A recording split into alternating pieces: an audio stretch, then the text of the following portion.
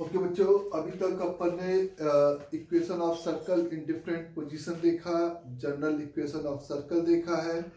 फिर एक सर्कल का एक पॉइंट के रिस्पेक्ट में पोजीशन जैसे कुछ क्वेश्चंस देखे थे। दो सर्कल की रिलेटिव पोजीशंस देखा था, है ना। अब नाउ द रिलेटिव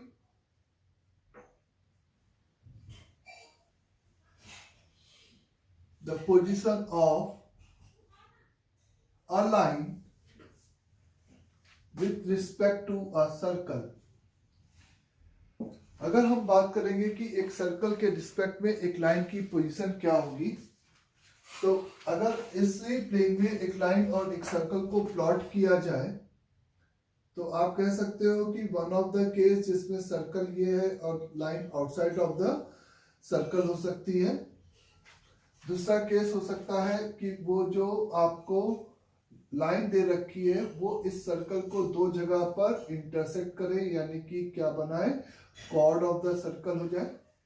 या थर्ड केस हो सकता है कि इस वो जो लाइन है वो उस सर्कल की वहां पर सिंपल क्या हो जाए, टेंजेंट हो जाए। तो ये कैसे पता करेंगे कि एक लाइन उस सर्कल के रिस्पेक्ट में इन तीनों में से कौन सा फिगर को रिप्रेजेंट कर रहा है एक्स वाई प्लेन में। उसको पता करने के लिए सिंपल आप उस सर्कल के सेंटर से उस लाइन का क्या निकाल देते हो, perpendicular distance. So P is represent the distance from centre to the distance from center to the line। इस लाइन का सेंटर से आपका क्या निकाल लेते हो, परपेंडिकुलर डिस्टेंस, या इससे perpendicular distance from centre to the line. तो अगर इस केस में आप नोटिस करते हो तो अगर वो लाइन सही में आउटसाइड ऑफ द सर्कल है तो आप कह सकते हो the P must be greater than capital R, जहां पे कैपिटल आर आपका क्या रिप्रेजेंट कर रहा है, simple the radius of circle, the radius of circle. तो P आपका ग्रेटर देन R हो जाएगा जब आपके पास वो लाइन आपकी सर्कल को दो जगह पे इंटरसेक्ट करेगा। तो सेंटर से उस लाइन का जो परपेंडिकुलर डिस्टेंस P है वो आप देख सकते हो इस फिगर के करस्पॉन्डिंग लेसर देन R हो जाएगा बच्चे। और जब आप इस केस में देखते हो तो इस सेंटर से इसका ये जो लेंथ ऑफ परपेंडिकुलर है तो वो आप कह सकते हो P की value simple equal to the R हो जाएगी। यानी कि जब वो लाइन इस सर्कल को टेंजेंट होगी तो आप सिंपली कह सकते हो कि सेंटर से उस लाइन का परपेंडिकुलर डिस्टेंस उसके रेडियस के क्या होगा, इक्वल होगा। अंडरस्टैंड सभी को। तो इन दो इंफॉर्मेशन की हेल्प से हम ये पता कर सकते हैं कि वो लाइन उस सर्कल के रिस्पेक्ट में किस तरीके से प्लॉट होगी उस एक्स वाई प्लेन में। अंडरस्टैंड सभी को अच्छे से। जब एक लाइन इस सर्कल के आउटसाइड होती है तो एक आपको कॉमन क्वेश्चन पूछा जाता है, फाइंड द, इस वाले फिगर में कि corresponding find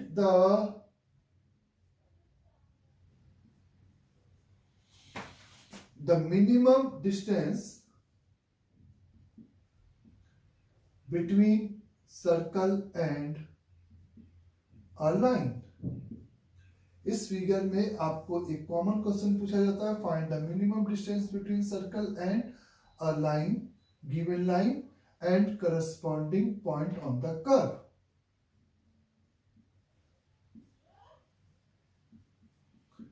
the corresponding point on curve. इस यानी कि मिनिमम डिस्टेंस बिटवीन लाइन और सर्कल, यानी कि एक पॉइंट इस लाइन पे उठाना है और एक पॉइंट इस सर्कल पे उठाना है और उसके बीच का जो डिस्टेंस है वो आपका मिनिमम हो जाए। तो आप फील कर सकते हो कि जब आप सेंटर से ये परपेंडिकुलर लाइन ड्रॉ करते हो और ये सर्कल पे ये वाला पॉइंट और लाइन पे ये वाला पॉइंट अगर मैं कंसीडर करूं तो ये आपको सिंपल क्या दे देगा, मिनिमम डिस्टेंस दे देगा corresponding between circle and a line. इस पॉइंट के अलावा अगर आप यहाँ पे पॉइंट लेते हो तो ये लेंथ इस लेंथ से ज्यादा होगी इस रेक्टेंगल ट्रायंगल से। अगर आप यहाँ पे पॉइंट लेते हो तो आपको पता है कि टेंजेंट कुछ इस पॉइंट पे ऐसे जा रही थी बच्चे, टेंजेंट इस पॉइंट पे कुछ ऐसे जा रही थी, तो ऑब्वियस है इस लेंथ से क्या हो जाएगी, ज्यादा हो जाएगी। तो find the minimum distance between the circle and a line corresponding. तो करस्पॉन्डिंग पॉइंट की अगर हमें बात करनी है तो इस ए और बी को कैलकुलेट करने के लिए सबसे पहले minimum distance, the minimum distance आप यहां पर कितना बोलोगे, इस सी से इस लाइन का परपेंडिकुलर डिस्टेंस p, जो कि आपने पैरामीटर देखा था अभी, और उसमें से इस रेडियस को घटा दोगे तो मिनिमम डिस्टेंस आपकी कितनी हो जाएगी बच्चों, p माइनस r हो जाएगी।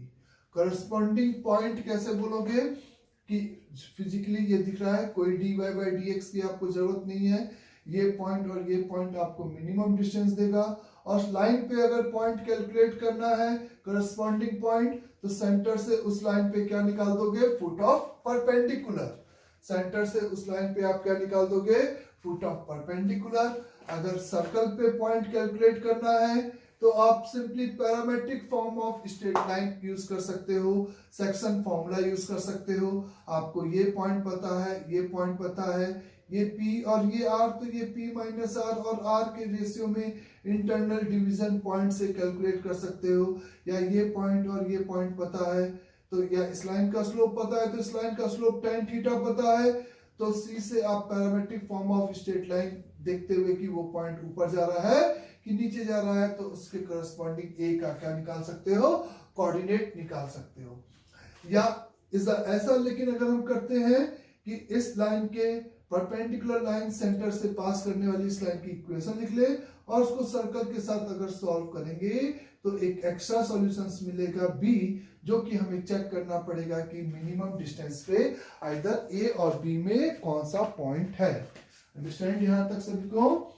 तो जब एक लाइन एक सर्कल के आउटसाइड लाई करती है तो एक कॉमन क्वेश्चन पूछा जा सकता है, find the minimum distance between the circle and a line and corresponding point on the curve. चाहे सर्कल पे पूछ सकते हैं चाहे लाइन पे पूछ सकते हैं।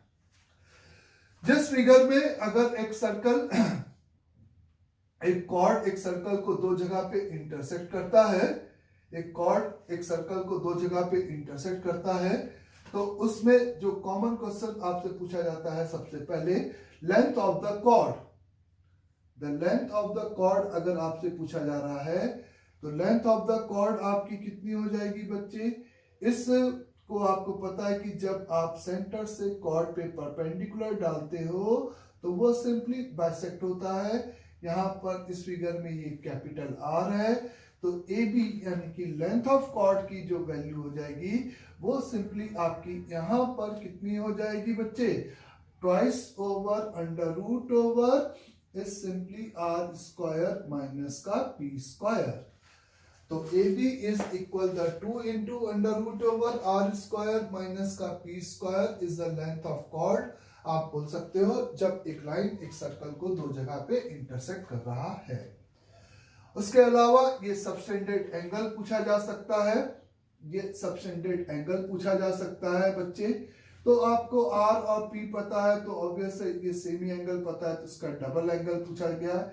अगर आपको इस AB के द्वारा इस सर्कमफेरेंस पे सबटेंडेड एंगल पूछा है तो आप ज्योमेट्री से बोलते हो कि सेंटर पे बने एंगल का ये क्या हो जाएगा, आधा हो जाएगा इस साइड, और इधर साइड उसी आधे का 2 is a pi minus theta हो जाएगा। क्योंकि आपको पता है कि अगर इधर सबटेंडेड एंगल थीटा है तो इधर subtended angle pi minus theta होगा, इधर उस कॉर्ड के माइनर आर्क की तरफ। अंडरस्टैंड सभी को? तो जब एक लाइन एक सर्कल को दो जगह पे कट करेगा तो AB की लेंथ या subtended angle on the centre या सरकमफेरेंस पे भी एंगल निकालने के लिए आपको सेंटर पे ही एंगल निकालने की जरूरत पड़ेगी। आपको सेंटर पे ही एंगल निकालने की यहाँ पे जरूरत पड़ेगी। अंडरस्टैंड सभी को? तो ए बी आपका twice of under root over R square minus B square, ये लेंथ ऑफ कॉर्ड हो जाएगा। जब थर्ड वाले केस की बात आप करते हो, जब आपको कहा जाता है कि कोई गिवन लाइन इस सर्कल की टेंजेंट है, तो फोर्सफुली अगर हमें किसी लाइन को सर्कल की टेंजेंट बनाना है, तो उसके सेंटर से उस लाइन का perpendicular distance equate with radius हम सिंपल अप्लाई कर देंगे कांस्टेंट, तो जिसके लिए कि वो लाइन उस सर्कल की क्या हो जाएगी, सिंपली टेंजेंट हो जाएगी। अंडरस्टैंड यहां तक अच्छे से, है ना? अगर ऐसा नहीं करते हैं कि अगर इसके अलावा क्या होगा कि एक लाइन जो कि सर्कल की टेंजेंट है, तो हमें पॉइंट ऑफ कांटेक्ट पूछा जा सकता है, और पॉइंट ऑफ कांटेक्ट निकालने के लिए सेंटर से उस लाइन पे आप फुट ऑफ परपेंडिकुलर जब निकालते हो, सेंटर से उस लाइन पे जब फुट ऑफ परपेंडिकुलर निकालते हो, तो वही आपका क्या हो जाएगा, सिंपली पॉइंट ऑफ कांटेक्ट होगा। सिंपली आपका वही क्या होगा, पॉइंट ऑफ कांटेक्ट होगा। तो the relative position of a line with respect to the circle में आपको इस तरह के क्वेश्चंस पूछे जा सकते हैं, जिसके आप मेंटली प्रिपेयर रहेंगे। बच्चों क्लियर सभी को अच्छे से ये बात? Now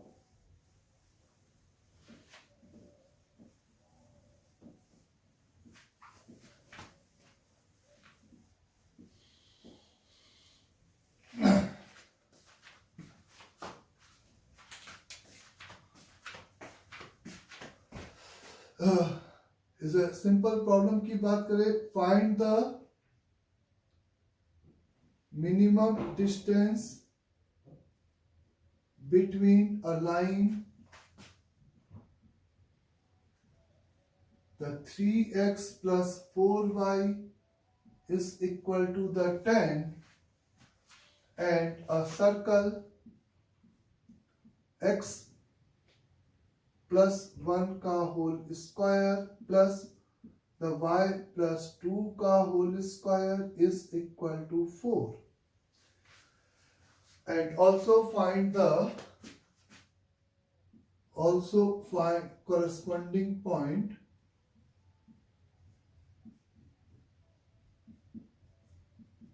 on a line and circle. तो जैसा कि अगर आप ये नोटिस करो कि ये जो लाइन है वो इस सर्कल के रिस्पेक्ट में किस तरीके से लाई कर रही है, ये नोटिस करने के लिए आप इस लाइन का सेंटर से परपेंडिकुलर डिस्टेंस निकालो। इस सर्कल का आप देख सकते हो कि सेंटर क्या है बच्चों, माइनस का 1 माइनस का 2 है। उस पॉइंट से इस लाइन का परपेंडिकुलर डिस्टेंस की अगर हम बात करें, तो माइनस का 3 माइनस का 8 माइनस का 10 डिवाइडेड बाय 5, यानी कि this is equate with is 21 divided by 5, यानी कि दिस इज 4 पॉइंट समथिंग। जबकि रेडियस आपका यहाँ पर कितना है बच्चे, 2 है, तो P की वैल्यू R से बड़ी है। इसका मतलब ये हुआ कि ये सर्कल यहाँ पर है और ये लाइन कुछ इस तरीके से प्लॉट हो रही है। उस लाइन की इक्वेशन यहाँ पर क्या है, 3x प्लस का 4y is equal to the 10 है, और इसका सेंटर अपन को गिवन है।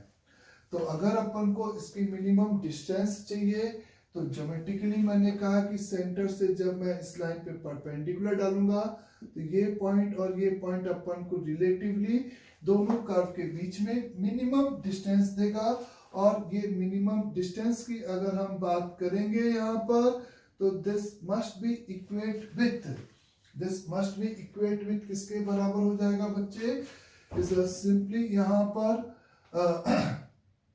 P माइनस आर, यानी कि 21 डिवाइडेड बाई 5 माइनस रेडियस घटा दिया, तो रेडियस इसका 2 था, तो 11 डिवाइडेड बाई 5 आ जाएगा। तो ये तो मिनिमम डिस्टेंस हो गया बच्चे 11 डिवाइडेड बाई 5 का, और ये आपका सर्कल का रेडियस चूंकि 2 था, और इस वाले पॉइंट का कोऑर्डिनेट फिगर में -1 माइनस का 2 था। करस्पॉन्डिंग पॉइंट अगर चाहिए तो ए का कोऑर्डिनेट अगर हमें चाहिए तो ए अगर x1 कॉमा y1 मैंने एज्यूम किया तो x1 minus is a foot of perpendicular होगा इस पॉइंट से इस लाइन पे, तो x1 प्लस का 1 divided by 3 is equal to y1 plus का 2 divided by 4 is equal to minus over -1 comma -2 रखोगे तो -3 -8 11 यानी कि माइनस का 21 divided by is simply a square plus b square 25। ये करस्पॉन्डिंग पॉइंट a का कोऑर्डिनेट निकल जाएगा यहां से बच्चे। इस b के कोऑर्डिनेट अगर हम एज्यूम कर लेते हैं x2 y2 है, तो आप मेरे से बोल सकते हो कि ये जो पॉइंट है वो इस लाइन के रिस्पेक्ट में नीचे है, तो ये पॉइंट आपका इधर ऊपर की तरफ जाएगा। क्योंकि इसका स्लोप आपका सीधे क्या है बच्चे, माइनस का 3 डिवाइडेड बाई 4 है, तो इस लाइन का स्लोप 4 डिवाइडेड बाई 3 हो गया।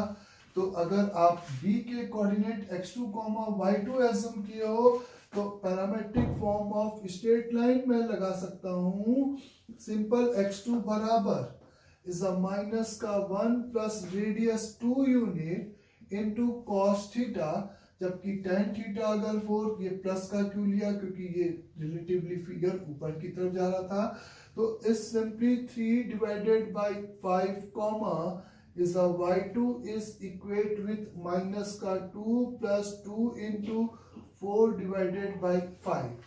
ये आपका पॉइंट B का कोऑर्डिनेट आ जाएगा और ये सिंपली पॉइंट A का कोऑर्डिनेट हो जाएगा, और इस A और B आपके करस्पॉन्डिंग पॉइंट। लेकिन मिनिमम डिस्टेंस के लिए पॉइंट निकालना की हमें जरूरत नहीं पड़ेगी, हम सीधे इस तरीके से इस P माइनस R अप्लाई कर सकते हैं। नेक्स्ट इज अगर हमसे कहा जा रहा है कुछ इस तरीके से क्वेश्चन है,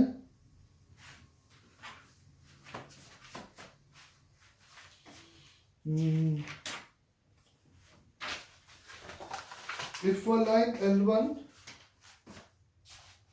L1 be a straight line through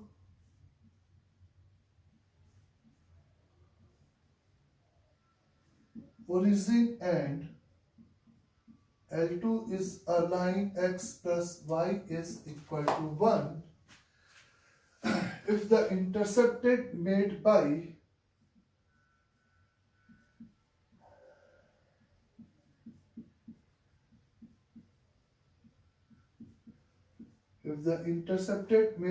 the circle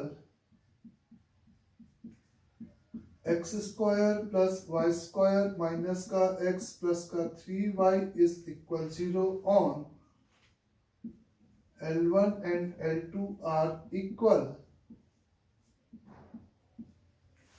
then find the equation of line L1।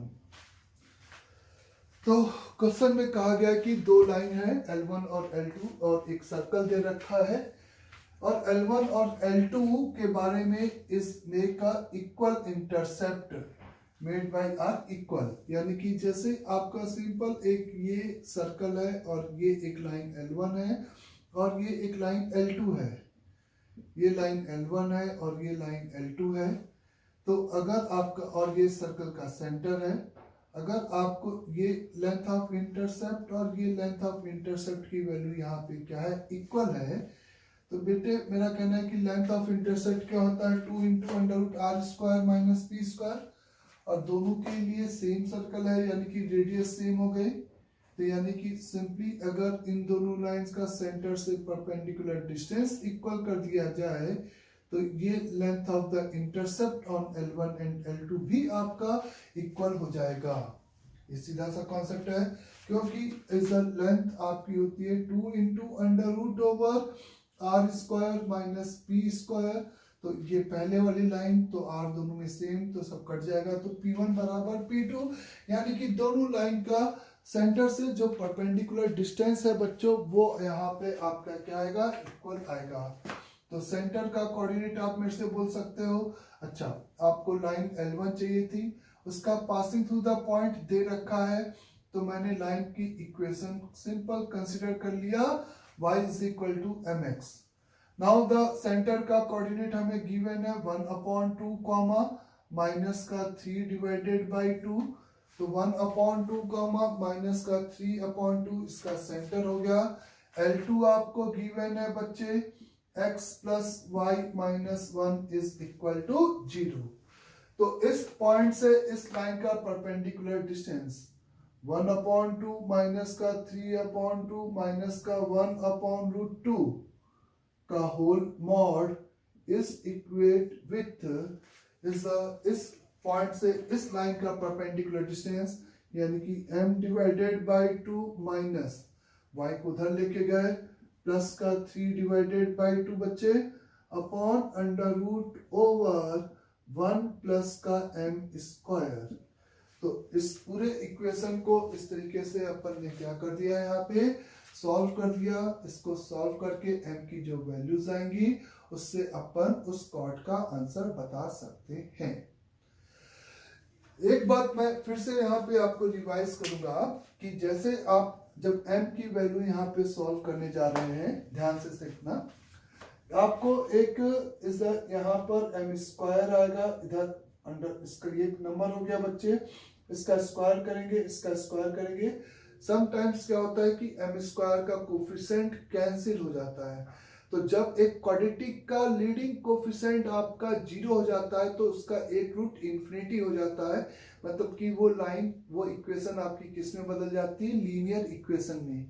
तो वैसे तो हम जनरली उस वेरिएबल के रूट में इंफिनिटी को काउंट नहीं करते, लेकिन स्लोप आपका इंफिनिटी काउंट डायरेक्टली तो नहीं होगा, लेकिन उसके करस्पॉन्डिंग लाइन जरूर आपकी एग्जिस्ट करेगी। और वो कौन सी लाइन होगी, जो कि जिसका स्लोप आपका नॉट डिफाइंड या टेंडिंग टू इंफिनिटी होगा, और वो लाइन होगी आपका कहना होगा वर्टिकल। तो इस गिवन पॉइंट से पासेस थ्रू वर्टिकल लाइन में भी एक आंसर हो सकता है, जो कि इस तरीके से स्लोप बनाने वाले इक्वेशन से m में बनी इक्वेशन से लॉस्ट हो सकता है। कहने का मतलब सिंपल सा यहाँ पर इतना है कि जैसे फॉर एग्जांपल आपने इस नंबर को सॉल्व किया, तो ये 2 और ये 2 इधर चला गया, नीचे चला गया। 1 माइनस का कितना आ गया बच्चे का, 1 माइनस का 5 आ गया, यानी कि 4 आ गया, यानी कि 2/√2 यानी कि √2 आ गया। तो √2 इज इक्वेट विथ, है ना, कैलकुलेशन फिर से अच्छे से चेक करते रहना अपने हिसाब से, इज सिंपली m प्लस का 3 divided by 2 into under root over 1 plus का m स्क्वायर। तो यहाँ पे जब आपने स्क्वायरिंग किया तो यहाँ पे आपको 8 multiplied by 1 plus m square is equal to m square plus का 9 प्लस का 6m ऐसा कुछ मिल जाएगा। 8m स्क्वायर यानी कि 7m स्क्वायर माइनस का 6m माइनस का 1 इज इक्वेट विथ 0, ऐसा आपको देखने को मिल जाएगा, जिसका एक रूट आपको m इज इक्वल टू, यहाँ पर समटाइम्स ये होता है कि m स्क्वायर कैंसिल हो जाता है तो हमें m की एक ही वैल्यू मिलती है, लेकिन m की जब m स्क्वायर आप कैंसिल कर रहे हो तो एक रूट आपका टेंडिंग टू इंफिनिटी यानी कि वर्टिकल लाइन जरूर आंसर में होगी, वो आप को इस तरह से कैलकुलेशन में लॉस हो जाता है। इस क्वाड्रेटिक का एक रूट सिंपली 1 है और एक रूट -1 डिवाइडेड बाई 7 है, तो करस्पॉन्डिंग हम यहाँ पे इस कॉर्ड की इक्वेशन लिख सकते हैं जिसका नाम अपन ने L1 रखा था, और वो लाइन हो जाएगी y is equal to x और y is equal to -1/7 of x, यानी कि x plus 7y is equate with 0। तो एक ये आंसर और एक ये आंसर इस प्रॉब्लम को इस तरीके से क्या करेगा, सिंपली जस्टिफाई करता हुआ दिखाई देगा। डिस्टेंट यहाँ तक अच्छे से आपको। उसके अलावा मेरा कहना है एक और कॉन्सेप्ट की अपन बात करते हैं, the locus of a point P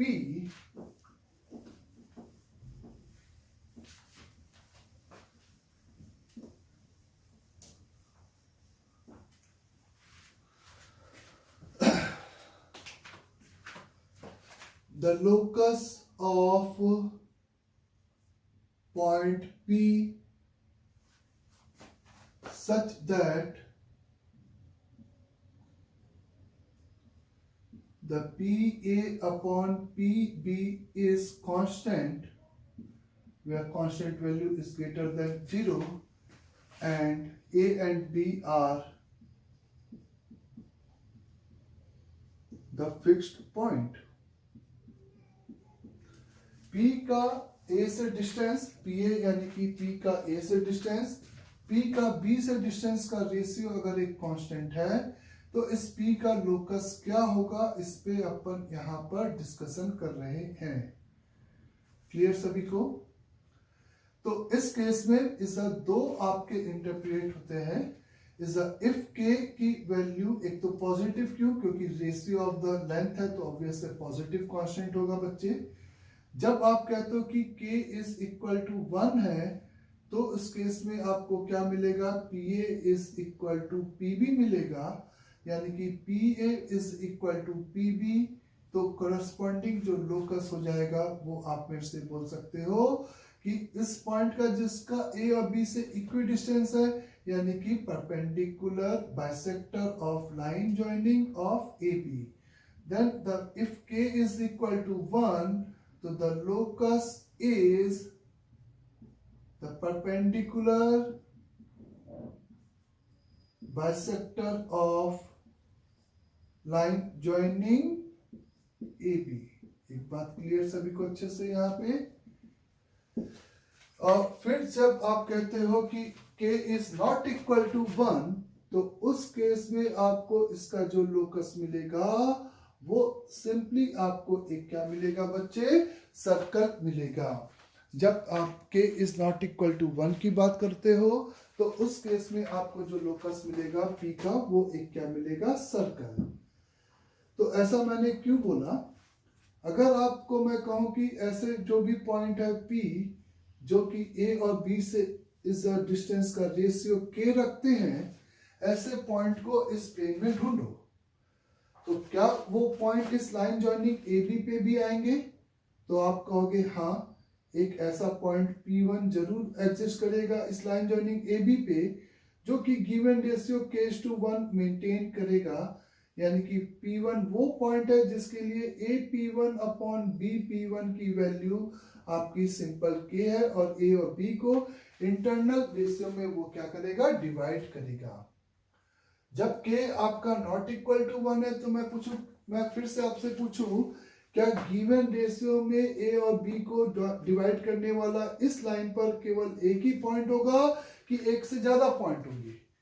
तो आप कहोगे कि गिवन रेशियो में डिवाइड करने वाला इंटरनल तो एक होगा, लेकिन साथ में एज वेल एज एक एक्सटर्नल पॉइंट भी A या B की तरफ, A या B की तरफ पक्का होगा, जो कि is AP1 AP2 upon B का P2 इज इक्वल टू कितना मेंटेन करेगा, K मेंटेन करेगा।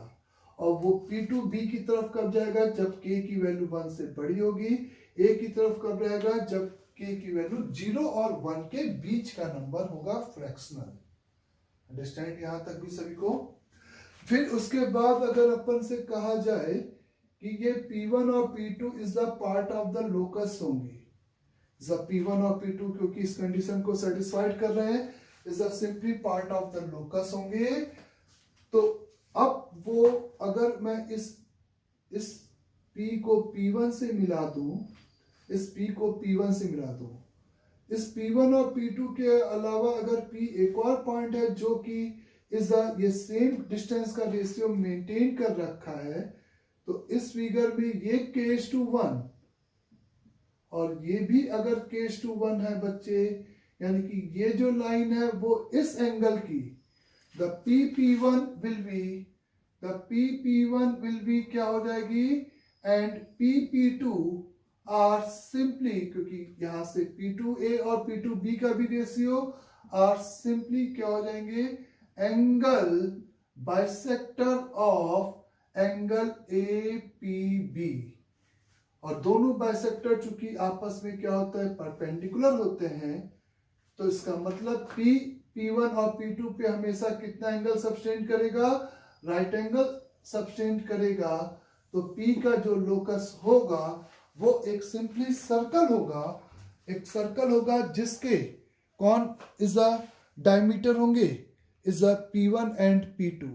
तो आपको A और B का कोऑर्डिनेट अगर पता है, A और B का कोऑर्डिनेट अगर पता है तो P का लोकस एक सर्कल आप डायरेक्टली बोल सकते हो इस तरीके से, अगर वो इस कंडीशन को क्या कर रहा है, सेटिस्फाइड, जब k is not equal to 1 है। जब k की वैल्यू 1 है तो उस केस में लोकस आपका सिंपली क्या हो जाएगा बच्चे, परपेंडिकुलर बाइसेक्टर। ये बात तो क्लियर है। तो और P1 P2 उसके क्या हो जाएंगे, and point of the diameter. तो P1 का coordinate x1 y1 x2 y2, तो आप कह सकते हो kx2 प्लस x1, क्योंकि k/1 के रेशियो में ये पॉइंट डिवाइड कर रहा है, ky2 प्लस का y1 अपॉन k प्लस 1, ये आपका किसका कोऑर्डिनेट आ जाएगा, P1 का। सिमिलरली ये आपका P2 का कोऑर्डिनेट आ जाएगा kx2 माइनस का x1 upon k minus 1 into ky2 minus का y1 upon the k minus 1। ये आपका सिंपली इज किसका, इज पॉइंट बी का कोऑर्डिनेट हो जाएगा, और ये पॉइंट ए का कोऑर्डिनेट P1 और P2 का कोऑर्डिनेट हो जाएंगे, जो कि and point of the diameter of a circle होंगे। और हम उसको इंटरप्रेट ज्योमेट्रिकली अभी किए। आप चाहो तो आपको P का कोऑर्डिनेट h, k एज्यूम करके डिस्टेंस फॉर्मूला लगाओगे तो भी ये बात फुलफिल हो जाएगी। अंडरस्टैंड यहाँ तक सभी को?